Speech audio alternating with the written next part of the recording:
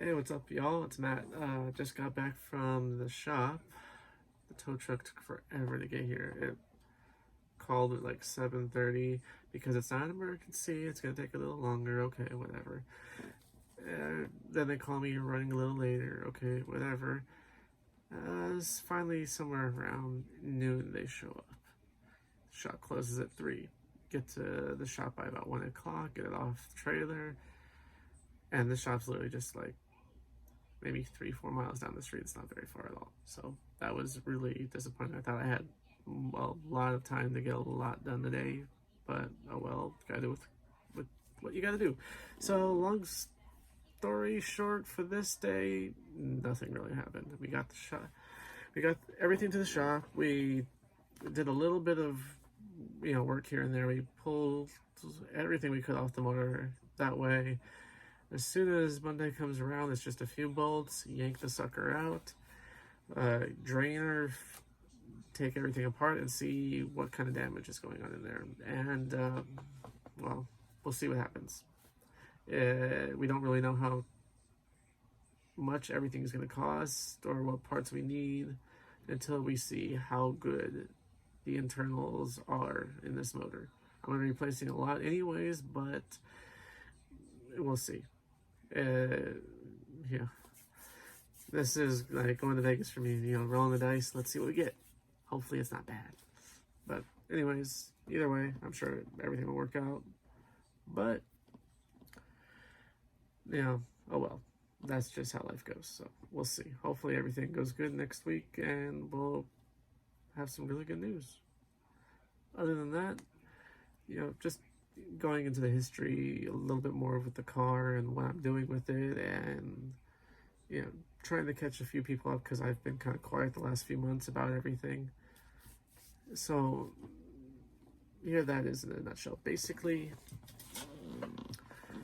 I've had the ElCamino for about 6 years now, maybe 7. I have to look at the paperwork, but I've had it for a little bit.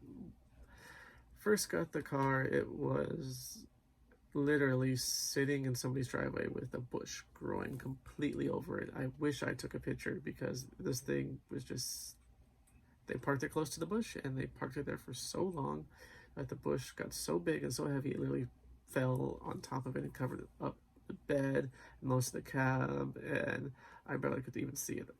I saw, back in those days, I was in college, no car, no nothing, really I had a job, but I was, most part, even on the weekends, I was walking around, going to yard sales, buying what I could, cleaning it up, selling it on, eBay and whatnot, trying to make some cash. But so I had a little saved up, but just typical day, walking around the weekend, looking for yard sales. I see this car. It looks kind of dirty. I know it's older. I didn't really get a good look at it because of the bush and everything. And so I said, you know what the hell? I need a car. This, if it's cheap enough, it looks like they don't really care about it too much because it's just sitting there. And it's been sitting there for a long time. So leave my name and number. A day or two later, I get the phone call. Yeah, I need to get rid of it. I'm moving to Texas, and I only drive this car pretty much when it rains because I'm a motorcycle guy. Like, okay, how much? $750 ish. Yeah, so not too much. At the time I didn't have that. I had like 3 motorcycles. I used to ride around on dirt bikes and whatnot. So I sold those all within that week basically, and pretty much got like, with everything, like maybe $700. These weren't really expensive bikes; they're really cheap. So a little over $700, which is exactly what I needed.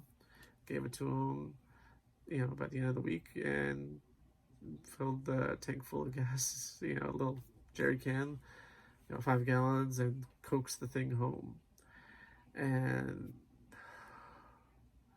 I spent the next probably 2 or 3 months cleaning it because, oh my lord, so many critters made a little home out of it. I mean, spiders all over inside the cab. You pop the hood open, there are leaves and, spider webs with dead bugs and all over the stuff. It was just a mess. spent the next 2 or 3 months cleaning it up before I finally got it on the road. And then it was just problem after problem. Found out that the car, getting to talk to the owner a little bit more, he never really drove it. He picked it up from a guy that was, I guess he was friends with. The guy originally had the car pristine, like cherry, like all original, numbers matching motor and everything. And this guy was at a car show and decided to show off and sent it straight into a guardrail. He wrecked the motor, transmission. I mean, the whole front end was just toast, apparently. So they didn't want to scrap it, which thankfully they didn't. I mean, they could easily just let it go. Thankfully they didn't. They had sense enough to try and save it, or at least save what they could. They went and they pulled, and it's a 75 ElCamino, and that's supposed to have round headlights, 2 round headlights in the front. They apparently couldn't find it or just didn't want to wait, and they found the 76 front end and replaced it with that, which is 4 square headlights, which to me is kind of better because now it looks better, because the 75 front end looked a little but to each his own, I guess. But okay, so they, not the correct parts, but it works. Then when it came to the motor work, this was bad. They pulled a Chevy 350, which is a good sized motor, and normally you wouldn't hesitate. That'd be a good motor. This was not a good motor. They pulled it out of late 1980s, early 1990s, like truck or a van or something, and it had all the smog equipment, of course, which my car's a 75. I don't need smog equipment, but it had all that. And they put they tried to clean it up and make it look pretty. They spray painted everything, which they did not need to do. They made tons of problems. They spray painted inside the carburetor, so when I went to go drive it, the fuel mixed with the inside the carburetor, and it got all that paint loose, and it just started clogging everything inside of it up. It was bad. I took the carburetor apart. It just had chunks and chunks and chunks of old paint inside of it. It took forever to clean out, and no wonder, because it died on me all the time. But now I found out why. But as things go, it was a cheap car, so I have to do a bunch of work to it. So I did that. Found out that the rear end was broken. I rebuilt the entire axle. That was fun. Then a few months go by, blah blah blah, and all of a sudden I lose second gear. I had to rebuild the transmission. Oh well, it happens. I bought an old used car that wasn't necessarily taken care of very well, so it happens. It's part of the process. And just over the years, just little things here. Those are the major ones. I've had a few other things. I've had, I replaced the water pump because it broke, and I bought a pretty nice flowing one, and put it on there. And somehow, after about maybe a year or two, the shaft broke off the water pump. It broke off the water pump. Sent my fan and everything flying through my radiator. Destroyed everything. It was a mess. That was the other big mishap. Besides, one time I did have a pulley freeze up on me. The bearings just got old. It froze, and when that froze, the belt just kept going and tore up. It got tangled up on everything. I had little pieces of belt all over that engine. Oh, that was a nightmare too. But that wasn't as bad as the water pump, because then I had to replace the water pump, the fan, the radiator, all the hoses. That was just a nightmare. But I've done what I could. I've cleaned up everything I could here and there, repainted it. I've had it primered, drove it around like that, primered gray for a while, cleaned it up here and there, just to drag race it almost every other weekend. Just every little upgrade I do, just slightly better than stock, because I want it to run nice. And just, over the years, eventually I'll get it nice and perfect and cherry, but just one thing at a time. I can't rush it. This is going to be a long process. It's been 6 years and probably more money than I want to count. But it is what it is. It's my baby. I love her, and she's amazing. She's always been, thankfully, nothing too crazy besides just like the transmission and the rear end, which most of all that I did myself. If you have a little knowledge, you can save yourself a lot of money. But fast forward a few years, now we're in 2020, and just got finished filming a movie earlier this year called Arch Enemy, which is going to be amazing. I can't wait. I can't tell you too much about it, but when I can, it's just going to be great. So I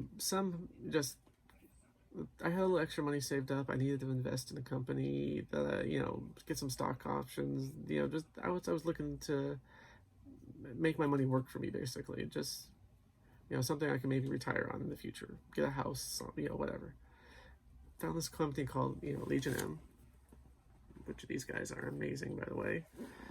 Just a small company. There's only like 10 people on staff, 15. I mean, that's not a whole lot, but I invested just a little bit of money to see how things go, kind of test the waters, because I could see that they were different, but what they were talking about sounded really interesting. People owning, everyday people just owning a Hollywood company and actually being able to participate and make decisions and help guide the company in the movies that it makes. I mean, that sounds amazing, because there's so many movies that get made of things that I love, but when I go to see it, if there's an already existing story that we all know and love, when we go and see it and they change something that we liked about it and it's gone, it's just like, well, that was nice, but why did you do it that way? There's literally a story out there. There's books and books of these stories, and you completely bypassed all of them and did your own thing. You just used the same characters. So these guys understood that, and they understood that fans really appreciate good quality stories and movies, and it doesn't matter if it's a huge Hollywood budget or a small one, as long as the story is good and you've got the right people telling it and trying to act it out. I mean, you can really have something special. And if you get enough people behind you, we can make these movies pretty big. So that sounds like a pretty good idea. I want to try it. So I did. A few months go by, start talking to them. I didn't expect to be talking to people who actually, like, the CEO and the president and, the company and all that, and more that, the bigger wigs, I didn't expect to talk to them ever, but I did. And they started actually talking to me. And it's really interesting for a company that, makes and deals with big budget things. I'm just an average guy. Why are they talking to me? But cool. I mean, I was just more and more sold as time kept going on. And eventually things just fell into place, I guess, because I got to talk to them. They came to LA. I volunteered and did everything I could for the LA Comic-Con. Got to meet and talk to them a little bit more. And a few months go by and another movie comes up that they're thinking of doing called Arch Enemy. Now, it's an anti-superhero movie, so this is kind of cool. So it's not the typical like superhero that's going to save the day, fly around, wear capes and all that stuff, but it works.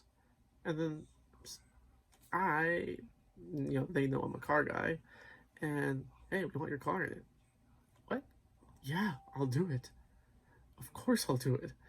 I busted my butt, we got it made, and now we just dropped the official trailer, or the teaser trailer, I should say, just the other day. So it's super exciting. This has completely changed my life. I mean, I cannot thank everybody at Legion M enough. I mean, this is absolutely amazing. I will go into details more about what happened, like on and off set around that time, but it should be really interesting. So stick around. and we'll figure everything out with the engine, how it's going, and with everything that's going to be going on with it in the near future, all the different say cons and car shows and other movie things that I'll be doing with it, because I've gotten the taste of Hollywood and I am not letting go. I mean, I can't wait to get on set and do more things again. So stick around and we'll see what we can do.